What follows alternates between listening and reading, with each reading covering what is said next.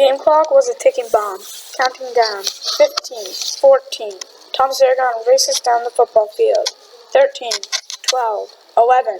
Thomas runs past the 30-yard line, 30 yards away from the touchdown, where he's trying to get to without being tackled. 10, 9, 8. Two guys run at Thomas from opposite sides. Thomas has to make it. There's no going back. He rolls, and the opponents collide and fall to the ground. 5, 4, 3. Out of nowhere, a guy from the other team jumps at Thomas. But he's not going down, says the reporter. Who is this, Marshawn Lynch? Another reporter remarks. Thomas, barely walking, with a 200-pound guy practically on him, dives into the touchdown, making the score 17-24. Thomas's team, the Lions, wins the game. Nice, says his teammate. What got into you, asks his friend. We couldn't go into overtime. I have somewhere I need to be, Thomas answers blankly.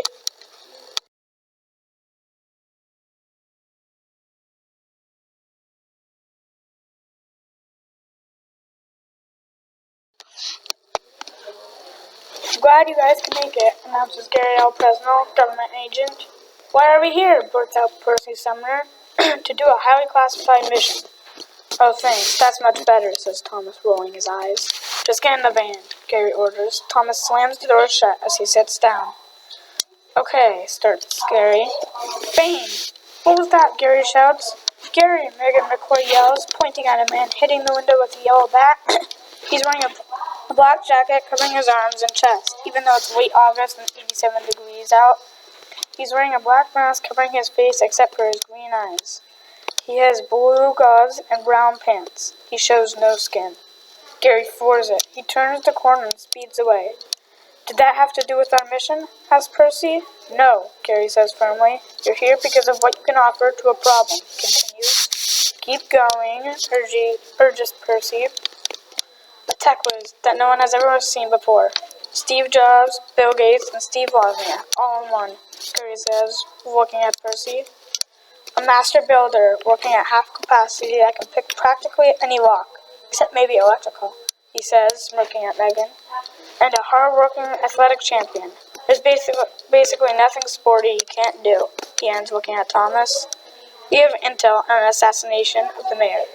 How? Megan asks. The bad guys are going to put toxic levels of arsenic, a very dangerous poison, in the mayor's drink, Gary explains.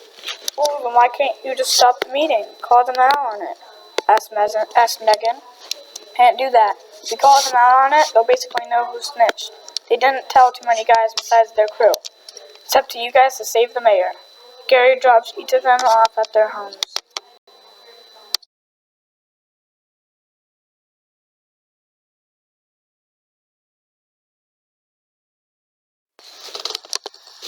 So here's the plan, says Gary outside the building as he gives ear piercings out to everyone.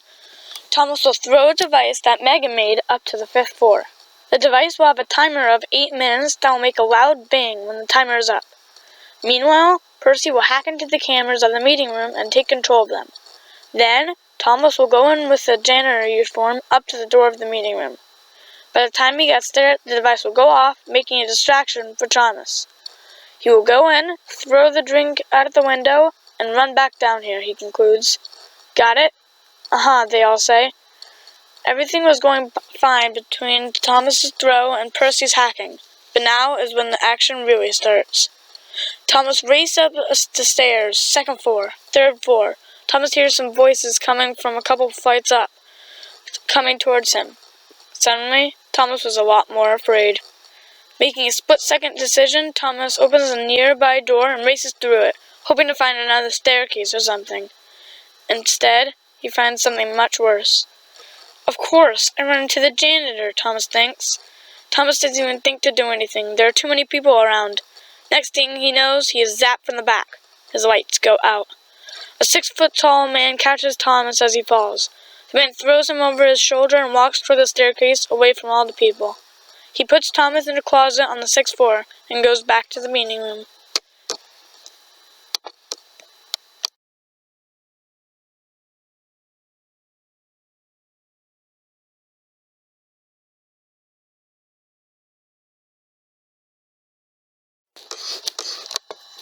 They stuffed him in a closet, Percy confirms out loud.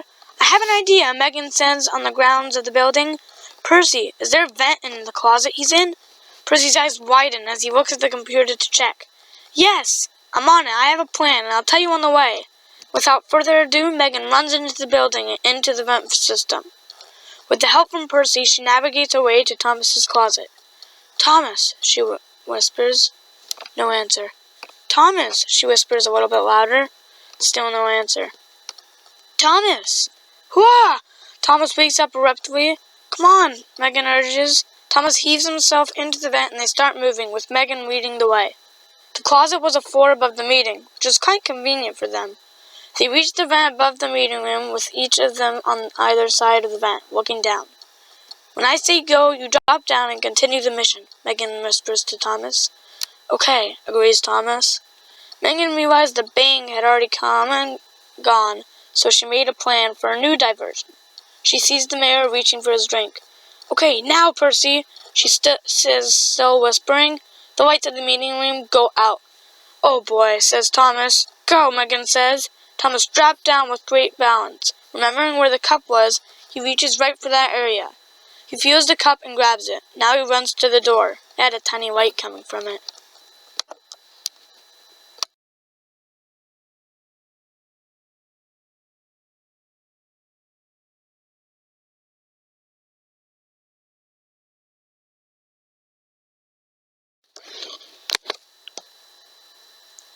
Cheers, says Gary, holding a milkshake in the air. Cheers, they all say. Nice job, team, Gary hollers. Gary notices Percy looking a little out of it. What's wrong, Percy? Percy looks up. I was just wondering, who's that guy who attacked our van with the bat? Gary's face goes pale.